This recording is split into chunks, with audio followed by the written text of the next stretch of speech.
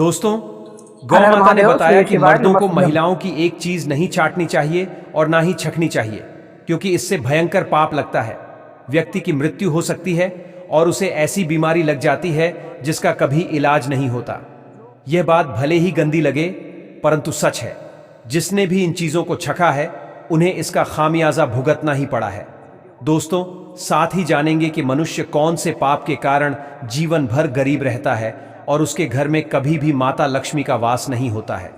तो दोस्तों, आज मैं आप लोगों के लिए एक महत्वपूर्ण और ज्ञानवर्धक कहानी लेकर आया हूं। यह कहानी हमें बहुत ही अनमोल सीख देने वाली है, इसलिए आपसे निवेदन है कि इस कहानी को अंत तक जरूर सुनें और चैनल को सब्सक्राइब करके कमेंट में जय माता लक्ष्मी जरूर लिखें। तो दोस्तों, एक समय की बात है। एक गांव में एक गरीब ग्वाला रहता था। उसका जीवन बेहद कठिनाई से गुजरता था, लेकिन वह अपने काम और गायों से बहुत प्यार करता था। उसकी गाय भी उसका सबसे बड़ा सहारा थी। ग्वाले के पास कुछ गाय थीं, जिनमें से एक गाय का नाम श्यामा था। वह गाय सबसे ज्यादा खास थी। श्यामा का रंग गहरे काले रंग का था और उसका स्वभाव बाकी गायों से थोड़ा अलग था। ग्वाला उसे बहुत प्यार करता था और उसका ख्याल बड़े मन से रखता था। ग्वाला हर दिन अपनी गायों को जंगल में चराने ले जाता था। उसने देखा कि श्यामा गाय अक्सर अपने झुंड से अलग हो जाती है और रोज रोज अकेले कहीं चली जाती है।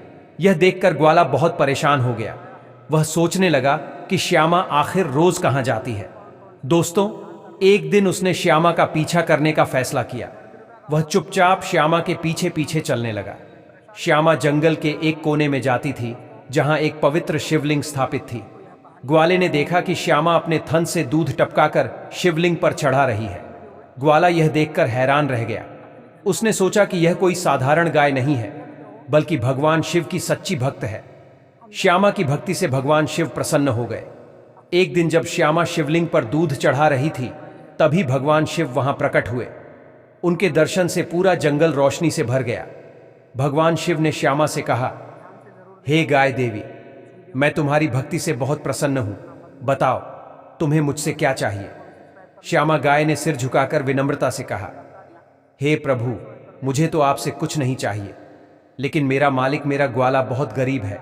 कृपया उसे धन और सुख शांति दें। भगवान शिव मुस्कुराए और कहने लगे, हे गाय देवी, तुम्हारा यह निस्वार्थ प्रेम अद्भुत है। मैं तुम्हारे ग्वाले को धन संपत्ति देता हूं।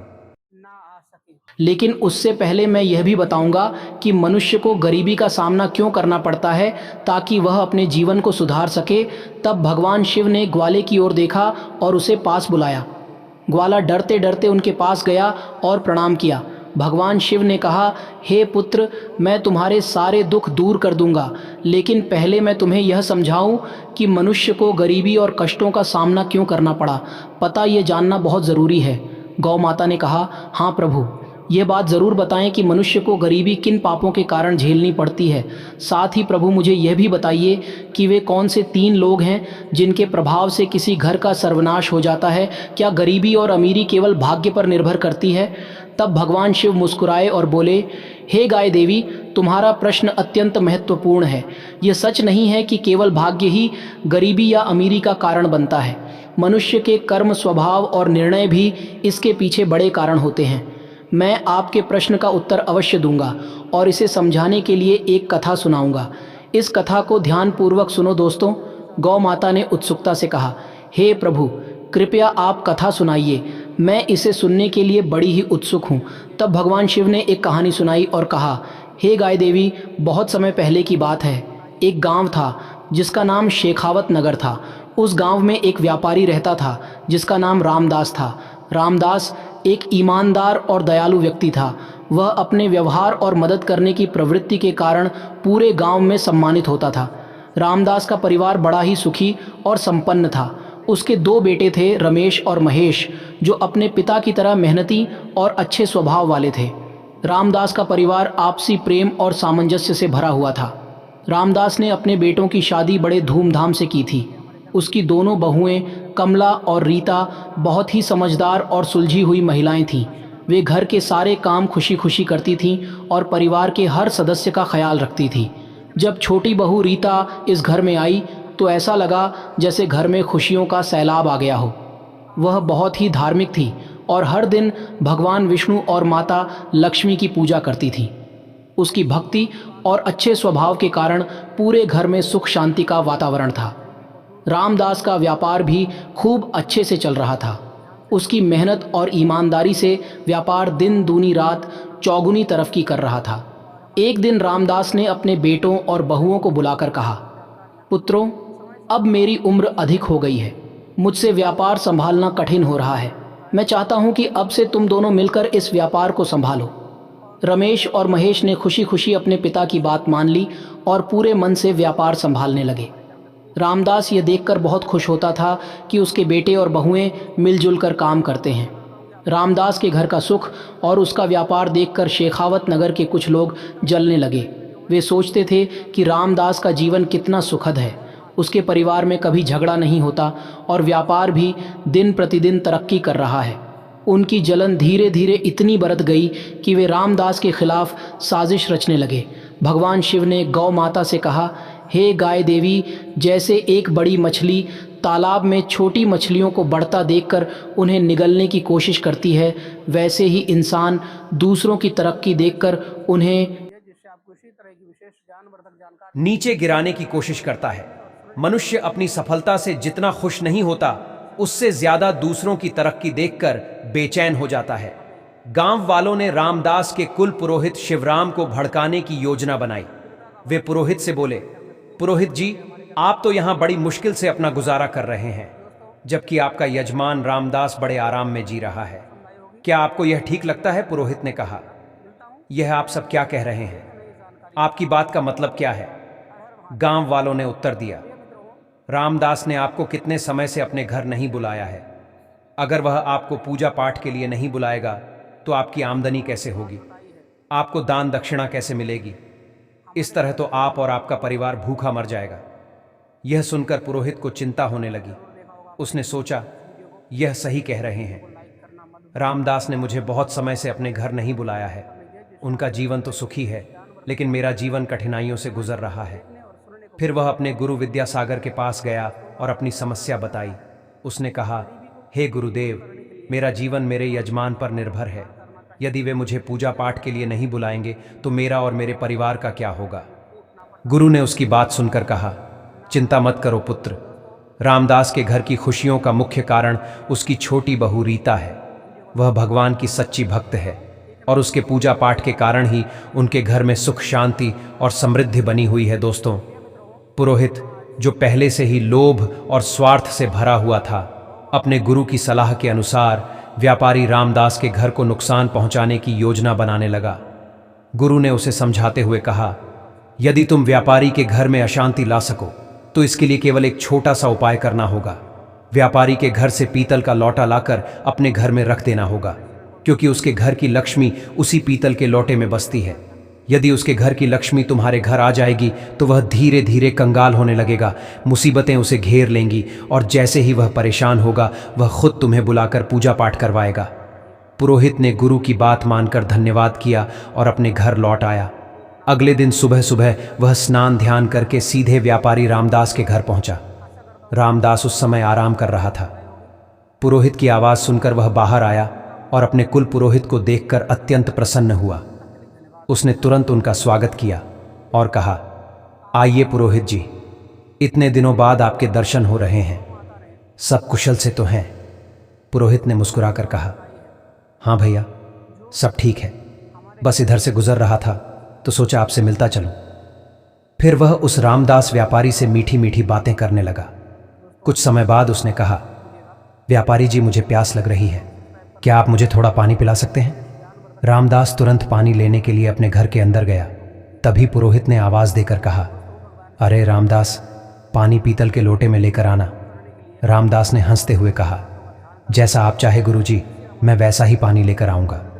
रामदास अंदर जाकर पीतल का लोटा लेने ही वाला था कि उसकी छोटी बहू रीता ने उसे देख लिया। रीता बहुत ही चतुर और समझदार थी। उसे वास्तुशास्त्र का भी ज्ञान था। उसने तुरंत अनुमान लगाया कि कुछ गड़बड़ है। रीता ने कहा, पिताजी, यह लौटा मुझे थोड़ी देर के लिए दे दीजिए, मैं इसे अभी वापस कर दूंगी। रामदास ने लौटा उसे दे दिया। रीता ने उस लौटे का पानी निकालकर गौ माता को पिला दिया। इसके बाद उसने लौटे में नया पानी भरकर अपने ससुर को लौटा दिया। रामदास ने वह पानी पुरोहित को दिया। पानी पीने के बाद पुरोहित ने कहा, यह लौटा बहुत सुंदर है, क्या आप इसे मुझे दे सकते हैं?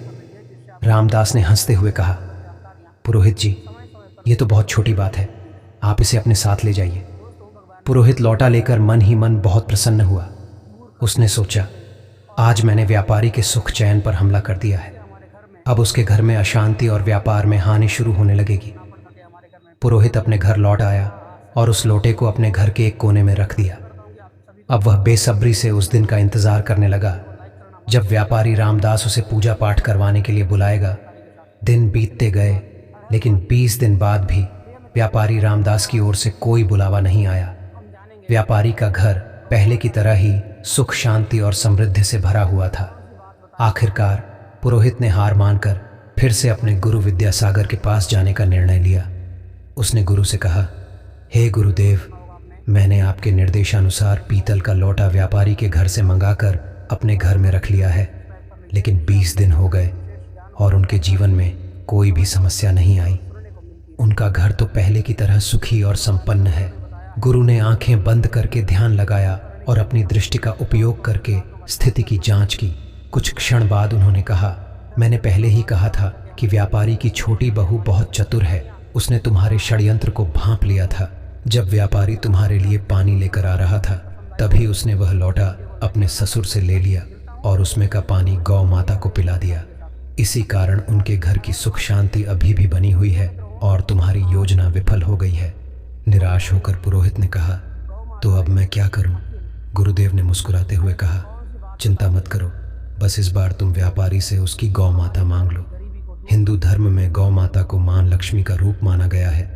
जिस घर में गौ माता रहती है वहां सुख, शांति और समृद्धि बनी रहती है। जैसे ही तुम गौ माता को अपने घर लेकर आओगे, व्यापारी का घर दुख और अशांति से भर जाएगा। दोस्तों, गुरु की बात मानकर पुरोहित फिर से उत्साहित हो गया। उसने अगले दिन सुबह सुबह स्नान ध्यान किया और व्यापारी रामदास के घर के लिए चल दिया। रामदास ने दरवाजा खोला और अपने कुल पुरोहित को द्वार पर देखकर प्रसन्नता से उनका स्वागत किया। वह उन्हें अंदर बुलाकर ले गया और बैठाकर स्वादिष्ट भोजन कराया। भोजन के बाद रामदास ने पूछा, पुरोहित जी, आज आप किस काम से आए हैं? सब कुछ तो ठीक है ना? पुरोहित ने दुख भरे स्वर में कहा, व्यापारी जी, मैं बहुत कठिनाई में हूँ। मेरी गौ माता ने दूध देना बंद कर दिया है। मेरे छोटे बच्चे को दूध की बहुत आवश्यकता है। उसकी उम्र ऐसी है कि बिना दूध के वह जीवित नहीं रह सकता। क्या आप अपनी गौ माता मुझे दान कर सकते हैं? यह मेरे परिवार के लिए बहुत बड़ी मदद होगी। रामदास ने सोचा, यह हमारे कुल पुरोहित हैं, इनकी मदद करना हमारा धर्म है। गौदान से मुझे पुण्य मिलेगा। तब उसने कहा, पुरोहित जी, आप चिंता ना करें, मैं आपको गौ माता देने के लिए तैयार हूँ। दोस्तों, इतना कहकर रामदास गौ माता को लेने के लिए घर के अंदर पहुंचा। जब व्यापारी रामदास गौ माता को लेकर अपने कुल पुरोहित की ओर बढ़ रहा था, तभी उसकी छोटी बहू रीता वहां तेजी से आती है और ससुर को रोकते हुए बोली, पिताजी, ये गौ माता कहाँ ले जा रहे हैं? रामदास ने कहा, बेटी, हमारे कुल पुरोहित आए हैं। उनकी गौ माता ने दूध देना बंद कर दिया है। वे हमारी गौ माता मांग रहे हैं, इसलिए मैं उन्हें यह गाय दे रहा हूँ। रीता ने यह सुनकर गंभीरता से कहा, पिताजी, कृपया थोड़ी देर रुकिए, मैं अभी आती हूँ। दोस्तों, इतना कहकर रीता घर के अंदर जाती है और एक कटोरी में हल्दी और चंदन का घोल तैयार करती है। वह वापस आकर गौ माता के पास गई और उनके सींग पर उस हल्दी और चंदन के घोल को लगा दिया। इसके बाद उसने शेष घोल को घर के अंदर मंदिर में रख दिया। रीता ने अपने पिताजी से कहा, अब आप यह गौ माता पुरोहित जी को दान कर सकते हैं। रामदास ने बिना किसी सवाल के गौ माता को पुरोहित को सौंप दिया। पुरोहित खुशी खुशी गौ माता को अपने साथ ले जाता है। दोस्तों, पुरोहित ने गौ माता को अपने आंगन में बांध दिया और मन ही मन बहुत प्रसन्न हुआ। उसने सोचा, अब व्यापारी के घर की खुशियां खत्म हो जाएंगी। कुछ ही दिनों में उनके घर में कलह मचेगा और व्यापार में हानि होने लगेगी। तब वे मुझे ज़रूर बुलाएंगे और मैं पूजा पाठ कराकर उनसे अच्छी दक्षिणा लूँगा। लेकिन धीरे धीरे कई दिन बीत गए। पुरोहित बेसब्र से इंतज़ार करता रहा, परंतु व्यापारी रामदास के घर से कोई बुलावा नहीं आया। कई दिन बाद भी जब व्यापारी के घर में या जीवन में कोई कष्ट नहीं आया तो पुरोहित परेशान हो गया। उसने सोचा, आखिर मेरे प्रयास क्यों विफल हो रहे हैं। गौ माता को लेकर भी कोई असर नहीं हुआ। व्यापारी का घर तो पहले की तरह सुख शांति से भरा हुआ है। आखिरकार पुरोहित फिर से अपने गुरु विद्यासागर के पास आया और उसने हाथ जोड़कर कहा, हे गुरुदेव, मैंने आपके निर्देशानुसार रामदास की गौ माता को अपने घर ले आया हूँ, लेकिन अब तक उनके जीवन में कोई समस्या नहीं आई है। उनके घर में पहले से भी ज़्यादा सुख शांति और समृद्धि बनी हुई है। मेरे सारे प्रयास व्यर्थ क्यों हो गए। तब गुरु ने ध्यान लगाकर अपनी दिव्य दृष्टि से देखा और आंखें बंद करके उस स्थिति का जायज़ा लिया।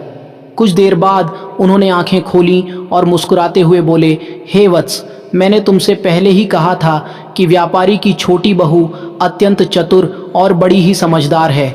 उसने तुम्हारे षड्यंत्र को भांप लिया था।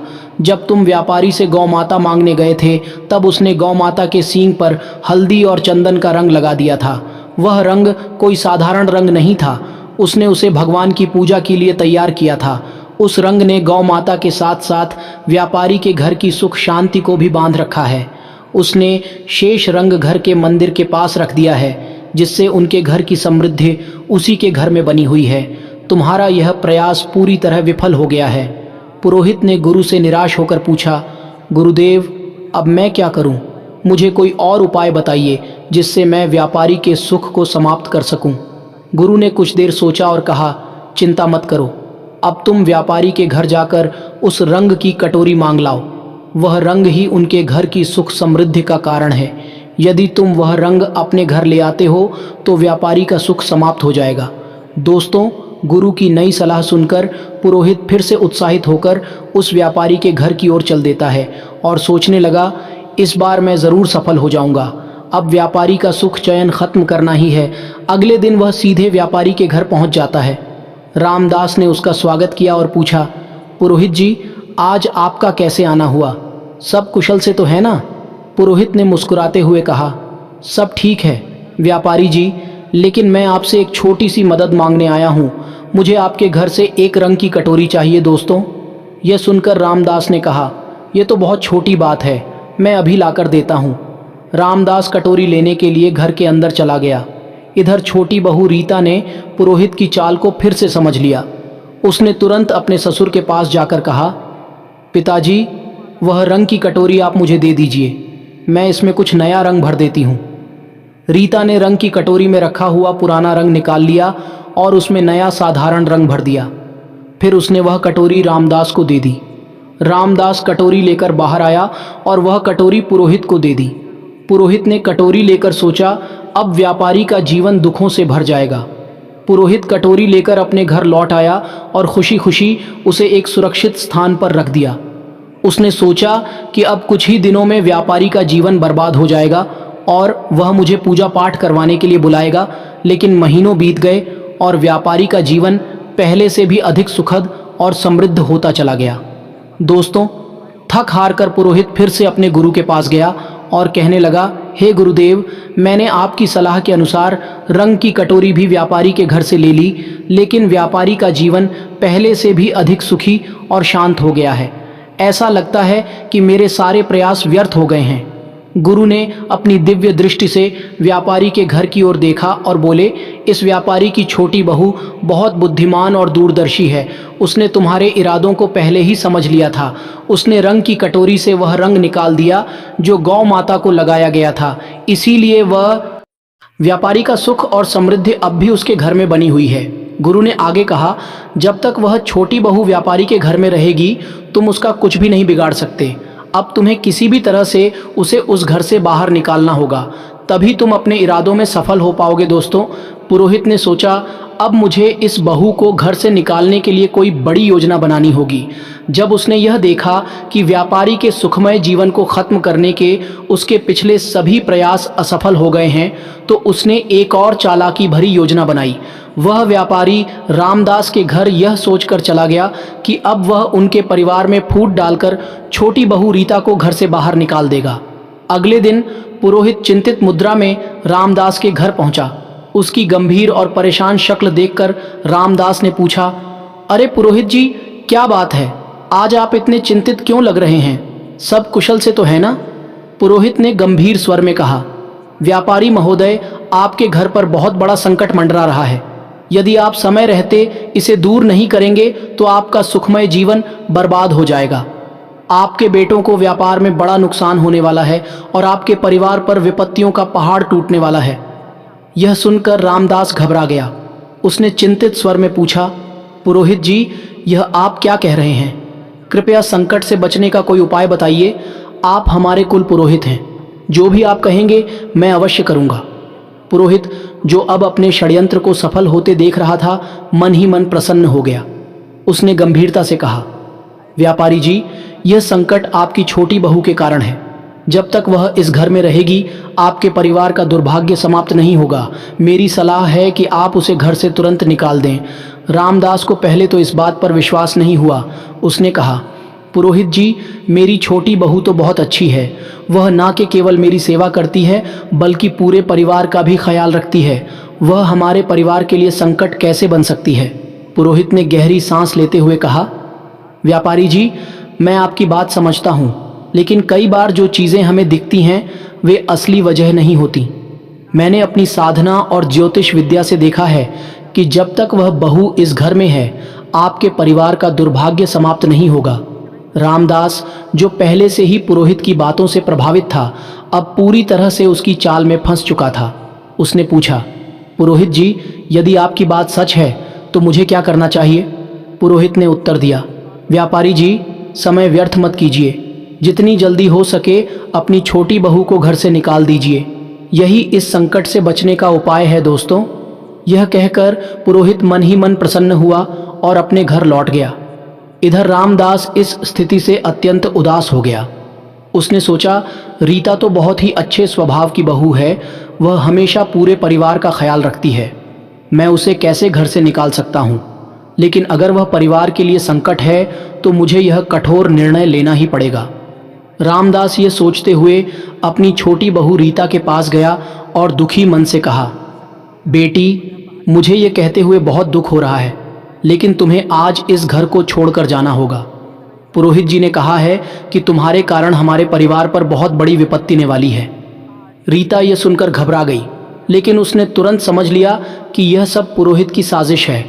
उसने नम्रता से उत्तर दिया, पिताजी, यदि यही आपकी इच्छा है तो मैं ये घर छोड़ने के लिए तैयार हूँ। जब रामदास का छोटा बेटा महेश ये सब देखता है तो वह गुस्से और दुख से भर जाता है।